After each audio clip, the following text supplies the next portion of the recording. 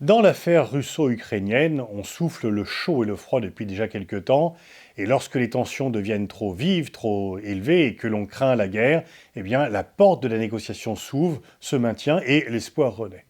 Mais ce que l'on peut dire, c'est qu'hier, les déclarations de Vladimir Poutine ne sont pas venues fermer, elles sont venues claquer la porte de la voie de la négociation par sa brutalité et également par l'environnement de ces déclarations. Ce qu'a fait Poutine, au-delà de reconnaître l'indépendance des républiques autoproclamées du Donbass, c'est de nier l'existence d'une souveraineté, d'une identité ukrainienne, attribuant cela aux bolcheviks, aux erreurs de Gorbatchev, alors que la vérité historique, c'est qu'il y a quand même toujours une nation ukrainienne, même si elle est proche de la nation russe, qu'il y a une spécificité, qu'il y a eu un nationalisme ukrainien qui a d'ailleurs été toujours combattu à l'époque soviétique, et puis aussi qu'une grande partie des problèmes entre la Russie et l'Ukraine, des problèmes non réglés, viennent de la précipitation avec laquelle Boris Yeltsin, qui a mis au pouvoir Poutine, a voulu conduire à la dissolution de l'Union soviétique pour se retrouver comme président de la Russie et comme un État indépendant. Poutine a fermé la voie de la négociation, il a également enterré les accords de Minsk. Alors oui, c'est vrai, les Ukrainiens ne se précipitaient pas pour les appliquer, parce qu'ils estimaient qu'il leur était défavorable, mais par la reconnaissance de ces républiques autoproclamées, c'est bien Poutine qui met fin aux accords de Minsk, tels qu'ils ont été signés, et qui, malgré les différentes violations du cessez-le-feu, continuait quand même à être un guide pour l'espoir et un guide pour une solution diplomatique. Est-ce que c'est la guerre? Non, peut-être qu'au contraire, Poutine empoche son bénéfice pour n'avoir pas à faire la guerre. Il sait que la guerre aurait un coût extrêmement important. Il sait que la population russe n'est pas prête à soutenir une guerre qui aurait un coût humain pour les Russes extrêmement important. Est-ce que cette reconnaissance, c'est le premier pas vers une guerre généralisée ? Pas forcément. Poutine sait que la guerre aurait un coût humain extrêmement important, que les Russes ne sont pas prêts à voir des cercueils revenir en masse de Kiev, que peut-être gagner la guerre contre l'armée ukrainienne serait facile, mais occuper Kiev et l'occuper paisiblement, certainement pas. Il y aurait une résistance armée, il y aurait un coût humain extrêmement important pour la Russie et un coût donc politique par rapport à sa population pour Poutine. Et peut-être que finalement la reconnaissance de ces républiques est le bénéfice qu'empoche Poutine pour n'avoir pas à livrer une guerre généralisée. La vraie question, c'est que est-ce qu'il y aura une guerre limitée dans le Donbass?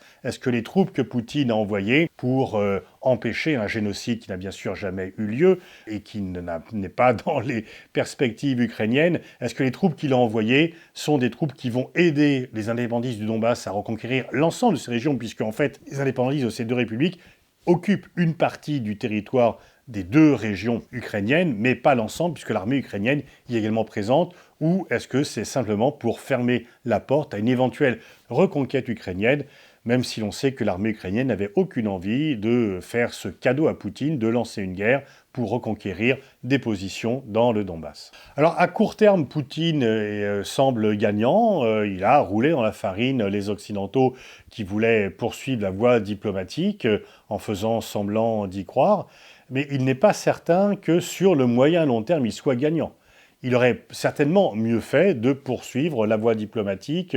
et d'attendre que ce soit les Occidentaux qui y mettent fin. Mais en tous les cas, là, c'est lui qui prend la responsabilité de la rupture. Et cela ne peut pas le servir dans la bataille d'opinion publique, dans la guerre de l'information qu'il entend mener. Le moins que l'on puisse dire, c'est qu'il accepte non seulement d'avoir perdu l'Ukraine pour une génération, mais peut-être pour plusieurs générations. Et là, encore plus aujourd'hui qu'hier, encore plus demain que dans les mois précédents, le sentiment national ukrainien se fera contre Poutine, contre la Russie, et sur le moyen long terme, c'est une perte pour Poutine. De même qu'il a resserré les liens transatlantiques, les Européens et les Américains n'ont jamais été aussi proches, il y aura certainement un réarmement européen qui va se traduire par l'achat d'armes aux États-Unis, par un renforcement de l'OTAN, et il permet à Biden de faire oublier à la fois la débâcle de Kaboul et les mauvaises manières que Biden a fait aux alliés européens, notamment à la France, dans l'affaire de l'ANCUS, puisque du coup,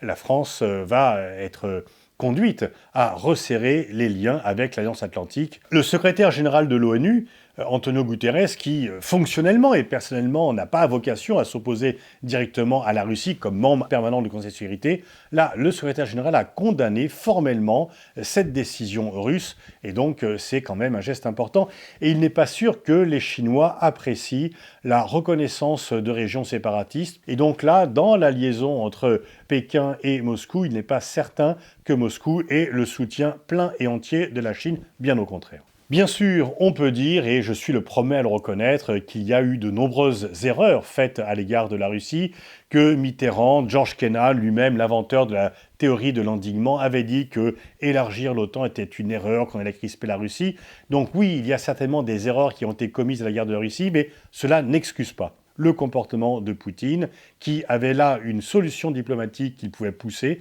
et qu'il a refusée. Donc nous allons être occupés par ce dossier. Le pire, la guerre généralisée entre la Russie et l'Ukraine n'est pas certain. Peut-être même qu'au contraire, la reconnaissance et en fait l'annexion de fait, de facto, de ces républiques sécessionnistes et autoproclamées va en fait servir à Poutine pour pouvoir dire « j'ai obtenu quelque chose et donc ce n'est pas la peine de faire la guerre ». Mais une fois encore, je ne suis pas sûr que sur le long terme, cela soit une victoire pour Poutine et pour la Russie.